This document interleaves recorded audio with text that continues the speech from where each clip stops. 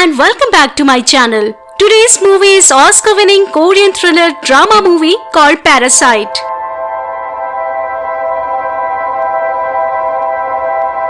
Kim's family is doing their best to survive in a small semi-basement in Seoul. Father Ki-taek, mother Chung-suk, daughter Ki-young and son Ki-woo work with folding pizza boxes for very low wages and struggle to make ends meet.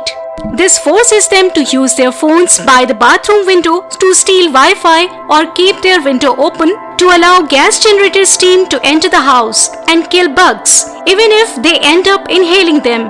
One evening, they are visited by Ki-woo's friend Min-hyuk, who brings them a scholar stone from his grandfather's collection intended to be an amulet of wealth. He also brings Ki-woo a job opportunity. Since Min-hyuk is going abroad soon, he wants Ki-woo to give tuitions to the daughter of a very rich family. Ki-woo is good in English. Ki-young made fake certificates for him to pretend he is a student, and usually the employer doesn't look closely. Dressed in his best clothes and with a fake document in hand, Ki-woo goes to Mr. Park's house. When the housekeeper, Guk Moon Wong, let her in, Mrs. Park interviewed him. As predicted, she hardly looked at the papers and trusted Min-hyuk at his word.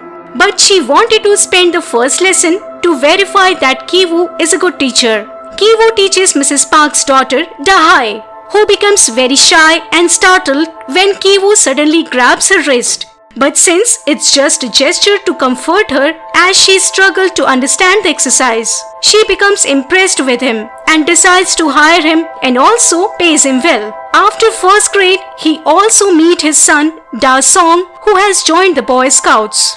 When Mrs. Park mentions that she needs a new art teacher for Da-song, Ki-woo gets an idea. He suggests her cousin Jessica's classmate, a highly trained art therapist. In reality, he was talking about his sister, who also shows up for the interview the next day, pretending to be an art therapist, having read something about art therapy and psychology on the internet. Da-hae gets jealous of the friendship of Ki-woo with the art teacher, but Ki-woo assures her that he is not interested in her, and then they kiss.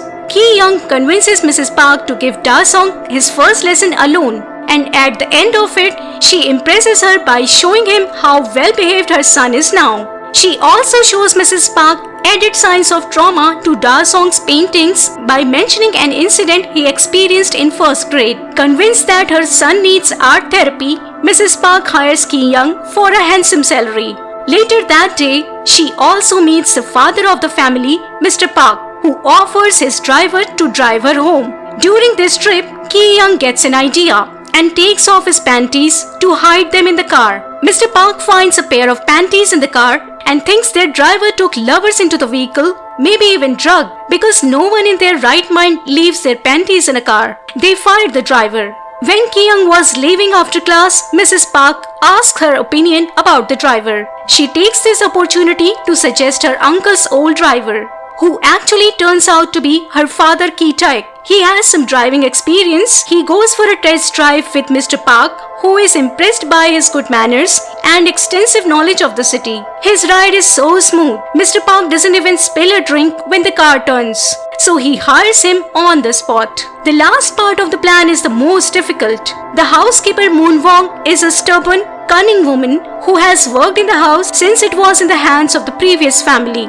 Ki-woo learns from Da-hae that peaches aren't allowed in the house because Moon Wong is allergic. So she and Ki-young start throwing peach moons at her when she doesn't notice. Moon Wong ends up going to the doctor for a checkup because she doesn't think it's an allergy, and Ki-taek is there as a part of a plan. He takes a selfie with Moon Wong in the background and then shows it to Mrs. Park and tells her that he heard Moon Wong saying that she has tuberculosis. When Moon Wong starts coughing up allergies in the house, he puts ketchup on tissues in the trash to make it look like she's coughing up blood. Seeing this, Mrs. Park makes Ki-taek promise not to tell her husband about it, and then dismisses Moon Wong with some excuse. Mr. Park begins to worry about the lack of cooking and cleaning in the house. So Ki-taek gives him a map of the prestigious agency which provides families with reliable workers. But in reality, it is another ploy by the Kims. Mrs. Park calls the agency and eventually Jung-suk is hired as the new housekeeper. Now the entire Kim family is working or involved with the Park family. Da-sung notices that they all smell the same, but realizes that it's not soap, it's the smell of their old cheap apartment. One day, the Parks go camping and leave Jung-suk to take care of the house. So as soon as they are gone, the whole Kim family comes to live there for a while. They use all the rooms, eat all the food, drink expensive wines, and Ki-woo even steals Da-hae's diary to read because he wants to propose to her when she will go to college. The Kims are spending dinner dreaming about what it would be like to marry into a rich family when a storm rages outside and someone rings the doorbell. It's Moon Wong, who claims she forgot something in the basement when she was fired and left in a hurry. When her family hides, Jung-suk lets her in, but Moon Wong takes too long there. So Jung-suk goes to see what's going on. She notices Moon Wong trying to move a wardrobe, revealing a door behind it that leads them to an underground bunker. Moon Wong's husband, Oh Jun-se, has been living there for years, hiding from loan sharks. Moon Wong helped her move in when the previous owner left and the house went up for sale, and the Parks never found out. Moon Wong went there and sneaked food to him when the Parks weren't inside, which explains why Mr. Park thought she was eating too much. She came today because she knew the Parks would disappear, so she wanted to talk to Jung-suk alone to ask her to allow her husband to live in the bunker and give him food for money. Jung-suk refuses to accept this and picks up her phone to call the police. But just then her family slips down the stairs, trying to spy on them. Moon Wong wastes no time and records them on her phone. Now Moon Wong and her husband are in control of the situation and threaten to tell the Parks about their plot if the Kims don't do as they say. They all go upstairs, where Mr. Kim is found crouched in the corner while Moon Wong and Jun-se enjoy the house. Moon Wong even calls them pigs and messes with them in the living room. Suddenly, the Kim wrestle with the couple on the floor over her phone. Ki-taek grabs Jun-se and Ki-young throws peaches at Moon Wong while Ki-woo takes the phone off the recording. Suddenly, everything freezes when they hear the house phone ring. Jung-suk takes it and is shocked to hear Mr. Park ask her to cook dinner when they return early because the storm has made it impossible to continue camping. As soon as she hangs up, the whole family springs into action. Jung-suk starts cooking. Ki-taek takes Jun-se to the basement and ties him up. Ki-young hides all the trash under furniture. Moon Wang also goes to the basement. Ki-woo goes upstairs to return the diary. Parks returns just then, so Ki-woo hides under Da-hae's bed and Ki-young hides around under a table. Moon Wong wakes up and tries to escape, but Jung-suk pushes her back into the basement, causing her to fall and hit her head. Ki-taek drags the unconscious body over to where her husband is banging his head against the light switches on the wall in Morse code, hoping Da-sung, being a Boy Scout, will get his message. But Ki-taek finds the idea ridiculous before tying him to a barrel and leaving. While eating dinner upstairs, Mrs. Park tells Jung-suk about Da-sung's traumatic experience in first grade. One night, the boy sneaked into the kitchen to steal his birthday cake and saw a ghost coming from the basement, which we get to know was actually Jun. It gave him seizures and foaming at the mouth, and he has been in therapy ever since. So they were never home for his birthday.